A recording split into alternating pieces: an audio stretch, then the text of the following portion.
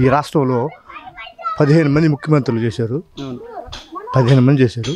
మరి మెరుగైన ముఖ్యమంత్రి అంటే జనానికి అనుకూలంగా ప్రతి ఒక్క మనిషికి ప్రతి ఒక్క ఇంటికి డబ్బులు ఇచ్చే మనిషి జగన్మోహన్ రెడ్డి గారు.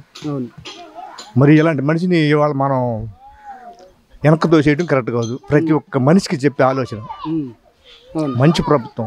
ఎవరో ఏదో అనుకుంటారు. ఇప్పుడు మనకి కోట్ల రూపాయలు ఆస్తుంది, పెట్టే మనస్తత్వం కావాలి. మరి పెట్టే మనస్తత్వం ఆయనకే ఉంది. గత ప్రభుత్వాలు ఎంతోమందికి ఉన్న 1000 కోట్లు ఉన్నా కూడా పెట్టే మనస్తత్వం ఎవరికి లేదు. మరి ఆ మహానుభావుడు కొడుకే ఉన్న పెట్టే మనస్తత్వం.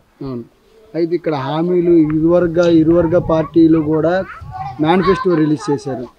వైసీపీ కన్నా టీడీపీ మేనిఫెస్టో చాలా భిన్నంగా ఉంది, బాగుందని కూడా చాలా నిపుణులు చెప్తున్నారు. రైట్, నీ పాయింట్ కరెక్టే. గతంలో చంద్రబాబు నాయుడు రుణమాఫీ అన్నాడు, ఎవరికి చేయలే. ఒక్కో విడత వేసాడు, రెండో విడతలో ఓమని చేతులు ఎత్తేసాడు. మరి పోసుకుంకో అన్నాడు, అది ఓం శివాయ. మరి మహానుభావుడు చేసిన కార్యక్రమాలు ఒక్కడు కూడా సరిగా అమలుపరిచింది ఏదీ లేదు. మరి అలాంటి వ్యక్తి మోసం చేయడానికి రెడీగా ఉన్నాడు, కానీ ప్రజల్ని బాగుపరచాలనే ఆలోచన అతనికైతే మాకైతే కనపట్ల. నాది 60 సంవత్సరాల వయసు. నేను చాలా నాయకులను కూడా చూసా.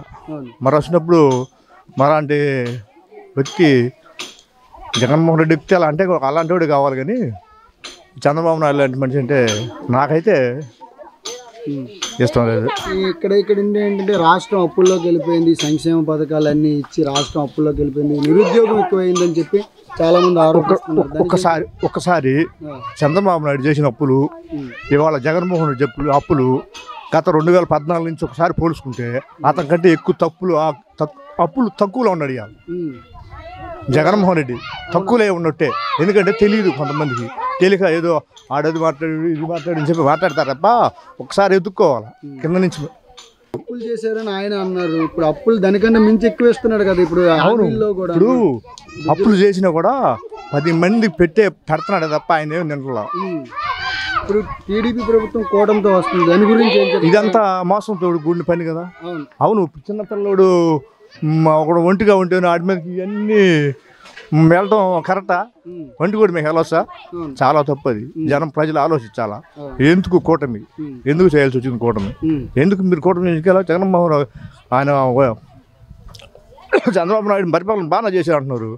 మరి ఇప్పుడు కూటమి ఎందుకు అవసరమా? మరి పవన్ కళ్యాణ్ మోడీని కలుపుకున్నాడు, ఈయనకి ఇవన్నీ అవసరమా? ప్రభుత్వం చేసేవాడు ప్రభుత్వం బాగా చేస్తున్నాడు కదా, చేసాడు కదా గతంలో. మరి ఇవన్నీ కూటమి అవసరం అంట?